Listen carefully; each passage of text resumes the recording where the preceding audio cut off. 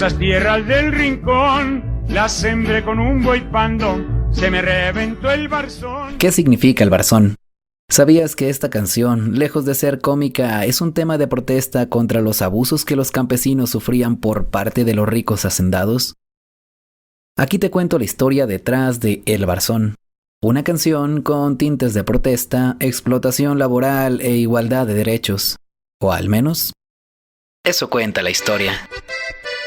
El Barzón es una canción, corrido o composición mexicana muy popular desde épocas postrevolucionarias, adjudicada erróneamente como el compositor de esta a Luis Pérez Mesa.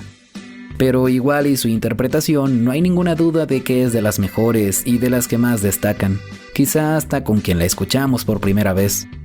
Pero según el Instituto Nacional de Estudios Históricos de las Revoluciones de México, esta canción fue compuesta allá por el año de 1920. Esas tierras del rincón, las sembré con un buey pando, se me reventó el barzón y sigue la yunta andando.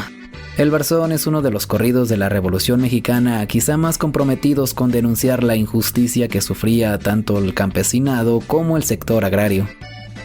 Este canto hacía referencia a un campesino que se mataba trabajando y que era remunerado con un pago miserable, además de que el dinero que recibía ya estaba comprometido con lo que debía en las tiendas de raya, mientras su patrón seguía enriqueciéndose.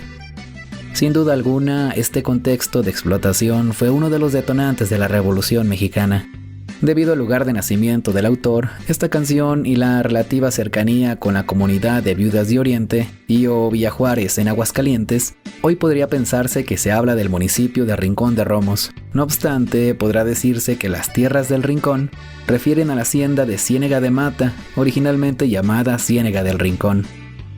Aunque la Casa Grande se ubica en el estado de Jalisco, muy cerca de los límites con Aguascalientes, el mayorazgo de la familia Rincón Gallardo, quienes eran los dueños y propietarios de las tierras de siembra y haciendas por ese lado del Bajío, se extendió por lo menos a una tercera parte del territorio de Aguascalientes, incluyendo las haciendas de Peñuelas, Cañada Honda, Palo Alto y Ciénega Grande.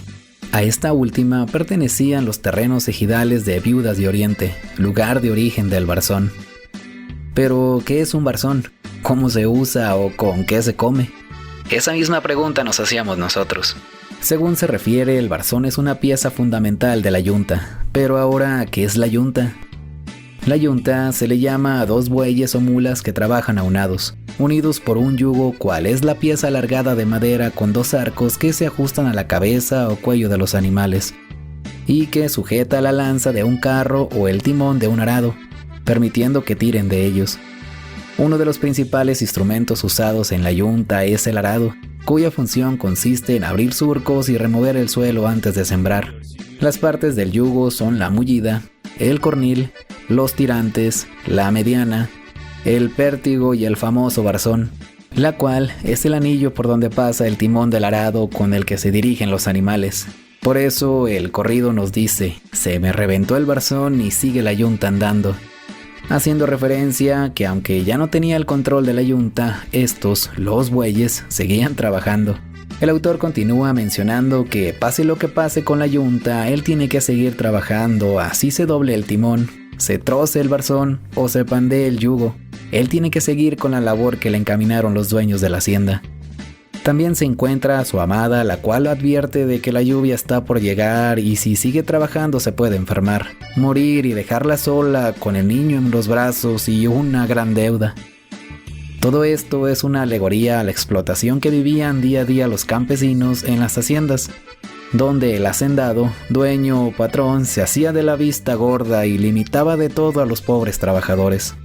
Luego, Miguel Muñiz nos describe que sí recibían algo a cambio de su trabajo, una remuneración o pago a costa de sus servicios, pero este era para ser utilizado en las tiendas de raya.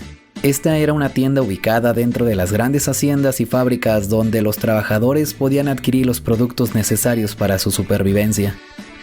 Entonces, los patrones aprovechaban estas tiendas para recuperar todo el dinero gastado en los sueldos. Durante la época del Porfiriato, cuando estas tiendas obtuvieron su auge, las monedas eran acuñadas directamente en los centros de trabajo. Por lo tanto, solo podían ser gastadas en el establecimiento determinado por el patrón. Estos, lejos de vender los productos a un precio justo, lo hacían a precios inflados con la intención de que un trabajador promedio se endeudara comprando a crédito con altísimos intereses. Esta situación generó que los obreros trabajaran casi gratuitamente. Por consecuencia, pedían más créditos para poder seguir sobreviviendo.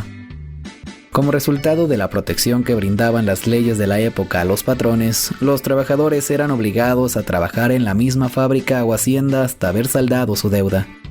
En muchos casos, el jefe de familia moría sin haberla liquidado, por lo que la deuda se pasaba a toda la familia. Entonces, esta debía presentarse como servidumbre de la casa principal hasta conseguir el dinero suficiente para completar el pago y así conseguir su libertad. Estas deudas los esclavizaban. Si al peón se le ocurría huir, el patrón tenía el derecho de hacerlos traer a la fuerza, a golpes o con la misma policía. Por obvias razones, las tiendas de raya eran lugares odiados por el pueblo, y las objeciones generaron huelgas, como la de la mina de Cananea en Sonora en 1906. Al año siguiente, la de Río Blanco en Veracruz. En ambas, los trabajadores exigían jornadas laborales más cortas, descansos dominicales, salarios mínimos y, por supuesto, la abolición de las aborrecidas tiendas. Al estallar la Revolución Mexicana, el odio acumulado tras años de explotación se dirigía en gran parte a las tiendas de raya y sus administradores. Los saqueos no se hicieron esperar.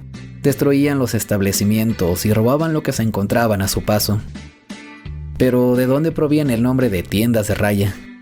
Durante el apogeo de estos establecimientos, la mayoría de los trabajadores eran analfabetas. Entonces, al no poder escribir ni firmar los libros de registros, señalaban su conformidad al dibujar una raya junto a la descripción del crédito que se les había otorgado. Al no pagarlos, los encargados de las tiendas debían marcar a todos los deudores. Para ello, simplemente terminaban esta raya hasta tachar el nombre completo del trabajador.